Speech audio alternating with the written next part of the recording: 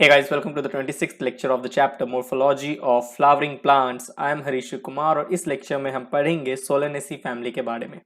तो चलो lecture start करते हैं। तो हम बात करने वाले हैं सोलेनेसी फैमिली की। देखो, इनफ्लोरेसेंस की अगर हम बात करें, इनफ्लोरेसेंस मतलब क्या होता है? Arrangement of flower on the peduncle.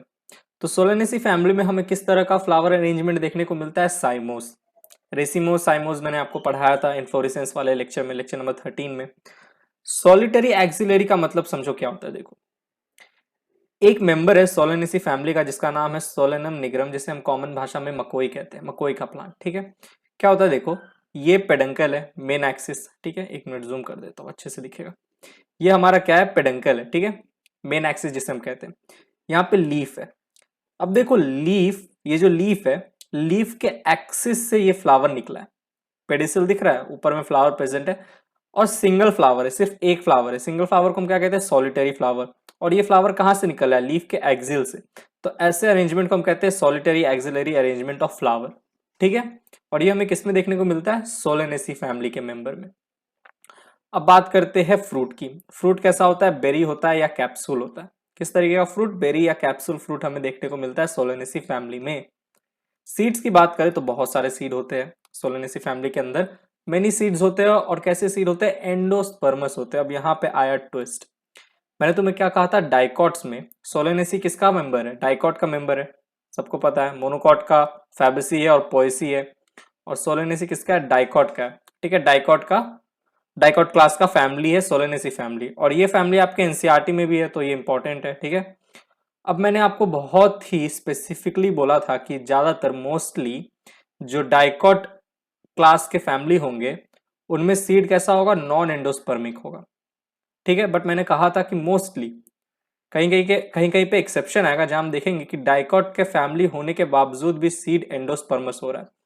यहाँ पे क्या होना चाहिए था? सीड नॉन एंडोस्पर्मिक होना चाहिए था, क्योंकि डाइकॉट फैमिली में mostly seeds are non endospermic.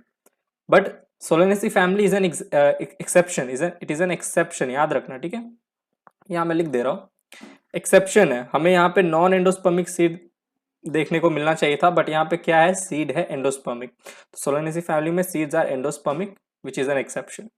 Next देखो, अब यहाँ पे हमारा फ्लोरल डायग्राम है सोलेनेसी फैमिली का। फ्लोरल डायग्राम में हम क्या देखेंगे? हम देखेंगे कैलिक्स किस तरीके से अरेंज्ड है, कोरोला किस तरीके से अरेंज्ड है, एंड्रोशियम गायनोशियम का अरेंजमेंट कैसा है। तो चलो देखते हैं। सबसे पहले कैलिक्स को देखते हैं। कैलिक्स क्या कैसा होता है? सेपल्स, होल ऑफ सेपल्स को हम क्या कहते हैं? कैलिक्स कहते हैं। 5 सेपल्स होंगे जो कि यूनाइटेड होंगे। देखो, पांचों के पांचों सेपल ऐसे यूनाइटेड है, फ्यूज्ड है आपस में, फ्री नहीं है, यूनाइटेड है, फ्यूज्ड है। ठीक है, परसिस्टेंट होते हैं। परसिस्टेंट का मतलब समझेंगे पहले, पर एस्टिवेशन देख लो। एस्टिवेशन कैसा होता है कैलिक्स में? वेलवेट एस्टिवेशन होता है। ठीक है, एस्टिवेशन मैंने आपको पढ़ा के रखा है, वेलवेट एस्टिवेशन क्या होता है ये सब पढ़ाया हुआ है, तो आपको पता होना चाहिए सोलेनेसी फैमिली में एस्टिवेशन कैसा होगा? वेलवेट होगा। अब ये परसिस्टेंट कैलिक्स का मतलब क्या है? देखो, सोलेनेसी फैमिली का 2 मेंबर है, ब्रिंजल और टोमेटो। ठीक है, ब्रिंजल और टोमेटो। अब देखो, ब्रिंजल का भी फूल हुआ करता था, ब्रिंजल फूल फ्लावर से। ठीक है, फ्लावर से ही तो ब्रिंजल बना है, ब्रिंजल का फ्लावर हुआ करता था। ठीक है, तो उस फ्लावर में कैलिक्स था।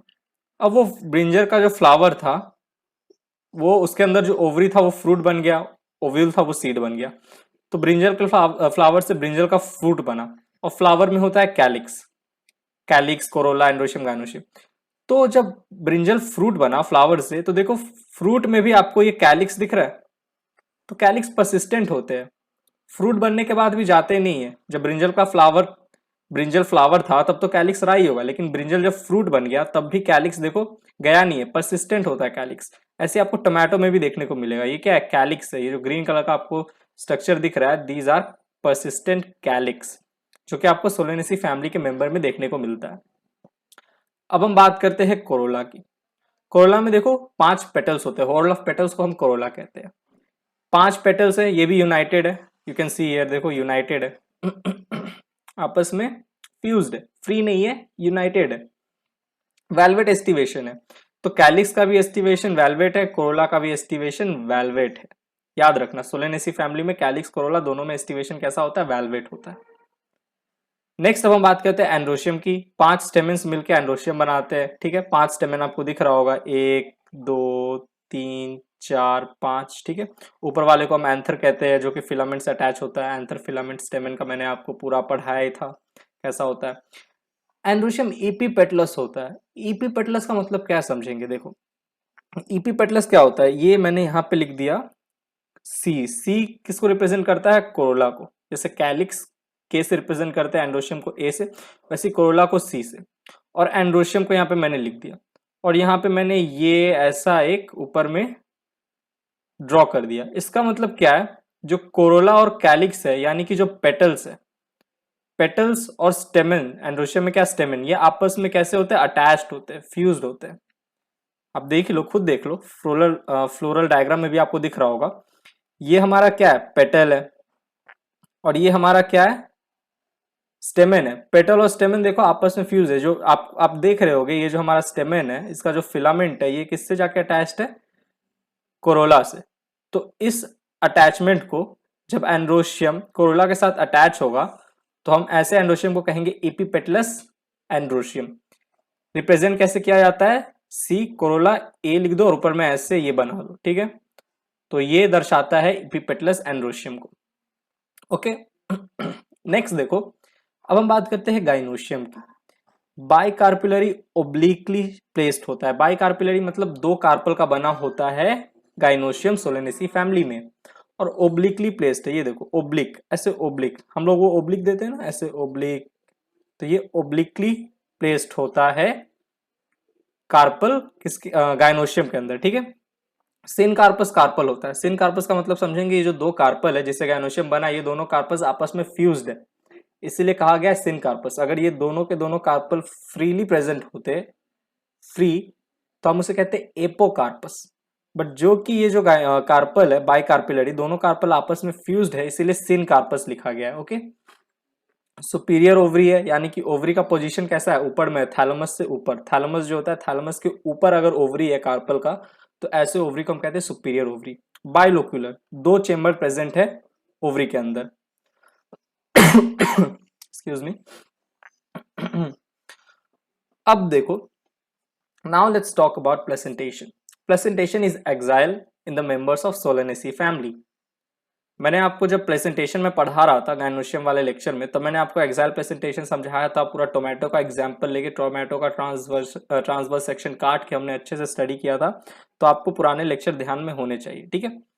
प्लेसेंटा स्वोलन होता है एक्साइल प्रेजेंटेशन में विथ मेनी ओव्यूल्स, बहुत सारे ओव्यूल्स प्रेजेंट होते हैं, जो कि आगे जाके सीड में डेवलप हो जाते हैं। Now let's discuss the floral formula. Bracteate या ई ब्रैक्टेड फ्लावर होता है। ब्रैक्टेड मतलब आपको पता है, बी आर मतलब ब्रैक्टेड होता है, यानी कि फ्लावर में, ये जो फ्लावर है यहाँ पे बेस पे एक लीफ लाइक स्ट्रक्चर होता है जिसे हम कहते हैं ब्रैक्ट। अगर ये ब्रैक्ट प्रेजेंट है, यहाँ देखो, अगर ये ब्रैक्ट प्रेजेंट है तो हम कहेंगे कि ब्रैक्टेड है, और एब्सेंट है ब्रैक्ट तो हम कहेंगे ई ब्रैक्टेड। तो सोलेनेसी फैमिली के मेंबर ब्रैक्टेड या ई ब्रैक्टेड दोनों हो सकते हैं, ठीक है, कुछ भी एक हो सकता है। इसका मतलब क्या है, सिमेट्री की बात की जा रही है, फ्लावर की सिमेट्री। फ्लावर का सिमेट्री कैसा है, रेडियल सिमेट्री है, एक्टिनोमॉर्फिक, ये सिंबल आपको मालूम होना चाहिए। बाइसेक्सुअल फ्लावर है, okay, male female reproduction, reproductive organ दोनों प्रेजेंट है, बाइसेक्सुअल है। K5 यानी कि 5 सेपल्स है। के कैलिक्स को रिप्रेजेंट करता है, 5 सेपल्स है। कोरोला देखो 5 पेटल्स है, ठीक है, और ए 5 स्टेमन से एंड्रोशियम बना है, और जो कि एंड्रोशियम एपीपेटलस है, तो यहाँ पे हमने ये ऐसे बना दिया जो मैं आपको यहाँ पे समझाया था, ठीक है। और G2 है, गाइनोशियम 2 कार्पल का बना है, बाइकार्पिलरी। यहाँ पे मैंने ब्रैकेट बनाया है, देखो ये ब्रैकेट, ब्रैकेट का मतलब क्या होता है, दोनों कार्पल आपस में फ्यूज्ड है। और जी के नीचे लाइन है, ये दर्शाता है कि जो ओवरी है वो सुपीरियर है, ठीक है, ओवरी सुपीरियर है। जी के नीचे अगर लाइन होगा तो ओवरी सुपीरियर है, जी के ऊपर अगर लाइन होता तो हम कहते हैं कि ओवरी इंफीरियर है। बट सोलेनेसी फैमिली में याद रखना, ओवरी कैसा है, ओवरी इज सुपीरियर, इसीलिए जी के नीचे एक डैश दे दिया, लाइन दे दिया हमने। अब नेक्स्ट हम बात करते हैं एग्जाम्पल्स की, सोलेनेसी फैमिली के एग्जाम्पल्स की। तो फूड की तरह जिसे हम यूज में लेते हैं सोलेनेसी फैमिली के मेंबर को, वो हो गया टोमेटो, ब्रिंजल, पोटैटो, ठीक है। ये 3 जो एग्जाम्पल है, ये तीनों फूड के तरह काम आता है, फूड होता है। चिली हो गया जो कि सोलेनेसी फैमिली का मेंबर है, ये स्पाइस की तरह हम काम में लेते हैं। बेलाडोना और अश्वगंधा ये दो ऐसे एग्जाम्पल है सोलेनेसी फैमिली के जो कि मेडिसिन में काम आते हैं, ठीक है, दवाइयां बनाने में। फ्यूमिगेटोरी, ये जो धुआं फ्यूम्स जो छोड़ता है, जैसे टोबैको टोबैको खाते हो देखो, टोबैको स्मोक करते हैं तो धुआं निकलता है, तो फ्यूमिगेटोरी में हम लोग टोबैको को यूज में लेते हैं। टोबैको सोलेनेसी फैमिली का मेंबर है, याद रखना।